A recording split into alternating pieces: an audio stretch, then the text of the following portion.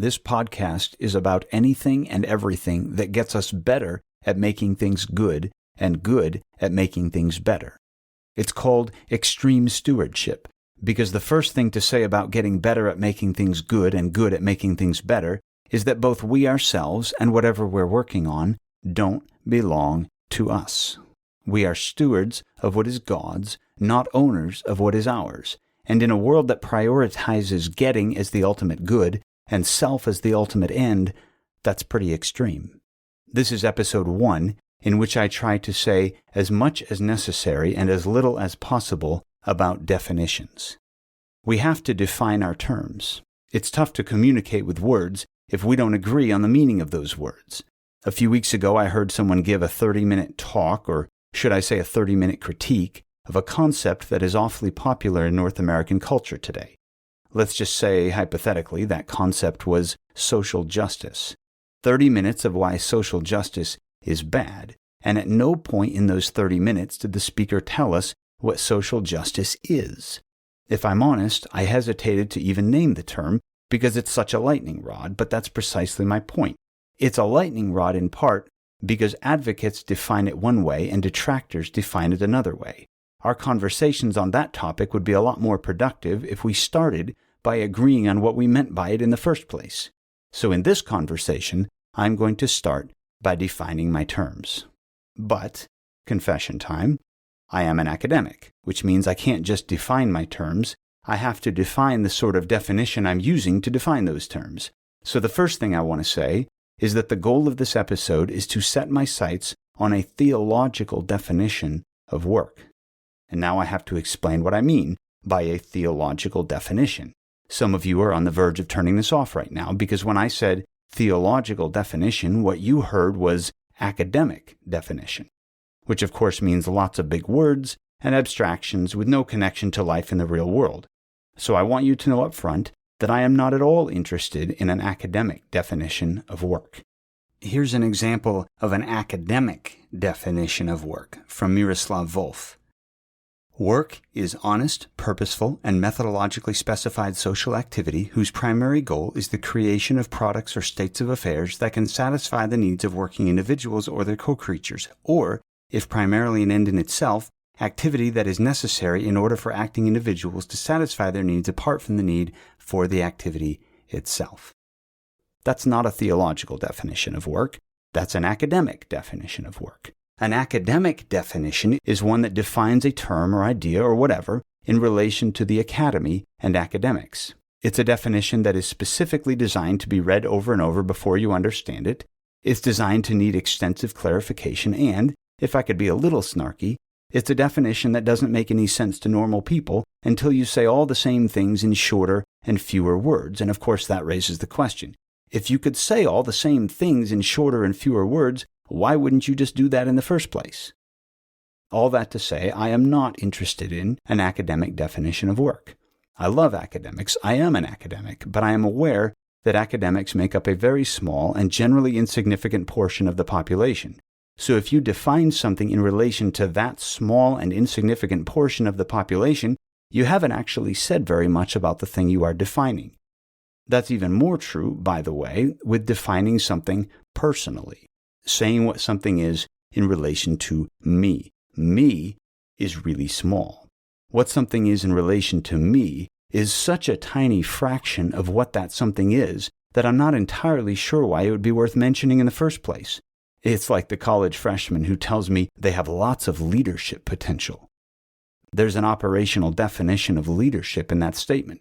Leadership means being in charge. What they meant was, I like being the boss. And if you've ever followed a leader like that, you know how well that usually goes. And the problem is that they define leadership purely in relation to themselves. They like to be in charge. And it doesn't really matter if anyone else wants them to be in charge or invited them to be in charge or even what it means to be in charge of other people. It's a personal definition of leadership and therefore insufficient precisely because leadership is something that only makes sense in relation to others. Here's another example. A friend of mine in seminary told me that his ideal pastorate would be to spend the whole week studying and then to pop out of his study for an hour or so on Sunday morning to preach and then disappear right back into his study. Once again, he defined what it means to be a pastor in relation to himself. His notion of pastoring or shepherding completely ignored the presence of sheep in the equation, not to mention the existence of a single good shepherd in whose footsteps human shepherds are supposed to follow, and again, not to mention the fact that all human shepherds are also primarily sheep. He defined shepherding as what would be most fitting to his values, his ideals, his goals. He defined it in relation to himself. Now, he's not a pastor today, in case you're wondering, and that's probably a good thing.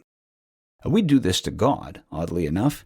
It's one of the major barriers we run into that keeps us from being interested in what we call theology. Theology is knowing God, and the problem with knowing God is that we assume that the only things worth knowing about God are the things that have to do with us. If a doctrine or other theological topic isn't immediately relevant to us, we assume it has no value to us. That's because we want to limit our endeavors to a personal definition of God, what God is in relation to me, as if God were so small that I was the reference point for him rather than the other way around. Now, we know intuitively that healthy human relationships don't work that way. You may have seen the cartoon, the couple sitting at a table in a restaurant while one of them gabs on and on about themselves, and then late into the evening finally stops and says, "Enough about me. Let's talk about you. What do you think about me?" If the only things I want to know about my wife, for example, are the things that are ultimately about me, you would say that's not a healthy marriage. You don't love her. You don't value her for her own sake. When our filter for what is worth knowing about God is that it must be in relation to us, we are beginning the whole theological conversation with the assumption that we are the centers of reality and that everything else, including God, revolves around us. All that to say, I don't want an academic definition of work, and I for sure don't want a personal definition of work. I want a theological definition of work, meaning I want to consider what work is in relation to God. And I need to say one more thing about what that means before I dive into it. The very basic Christian belief, Christianity 101, is that there are two kinds of things that exist: God, who creates things, and all the things that he creates. Everything that isn't God fits into the category of things God creates. And since we and everything that we interact with in our world fit into that second category, that a thing is God's creation is the first and most important thing we could say about it. Now, I want to define work, and work is an action, not a thing, so I need to define it as an action that is performed by creatures toward other creatures in relationship with the Creator. And so in episode 2, I will give you my theological definition of work and begin to unpack what I do mean and what I don't mean about that definition.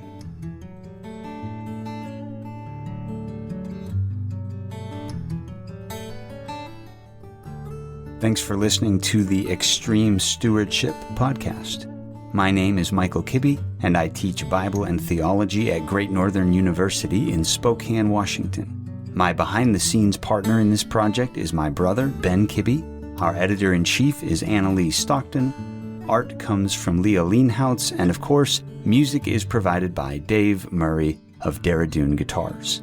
If this series has been helpful or challenging to you, or if you've got a story about extreme stewardship that you'd be willing to share, shoot us an email, extremestewards@gmail.com. We'd love to hear from you. You are, of course, welcome to like and subscribe and tell your friends and all that. What we really care about is that you have gotten better at making things good and good at making things better.